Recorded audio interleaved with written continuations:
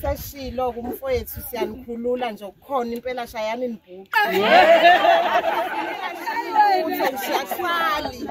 Yani nasenikhokhile angithi. Yebo. Konke lokukhona. Konke lokukhona nje sekufile ongakuphi bamathemba. Siyabonga. Yebo. Kakhulu siyabonga uGawozi sesikhululiwe-ke sesikhululiwe khekhelami kodwa ngiyafisa ukuthi-ke amazwi lawo ungawasho sesivala i-channel njengamanje esovala nevideo owabhekisele insizwa naku wonke umuntu uzothanda isigega senyama ngoba abantu abaseduze nawe sibona abazenzile nami ugwatsho kade ngiyoyenza into enjengale ey'nsukwini okukhomba ukuthi konke khona khonto oyitshalayo mase sihlanganisa isigega senyama.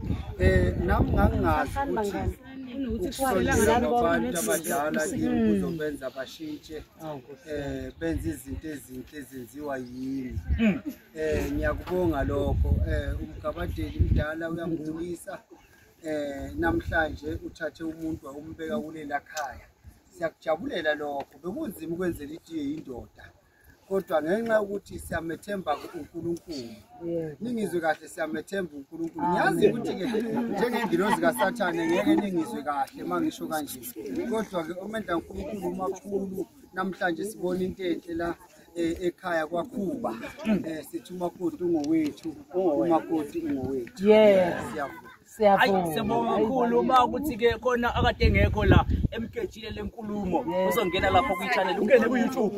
Uzongena ku-YouTube ingane zinivulele mama lithi Dr. 2+2 channel nofike niyibone le nkulumo izobonakala. Kanti abathanda ukubuka nami njengogwatsho bayangithola kuma-channel anjengoTyaka Production, Inyoni TV, kuningi la sola khona. Mongena nje lapha social media TikTok, Facebook, YouTube uyasithola noma kanjani. Kanjalo nje masavele amazwe ndaba zezikhulumisa khuluma khulu iphoyisa amaqosha imfene kulo bembodla udokotela siyathokoza kakhulu ke. Bayethe.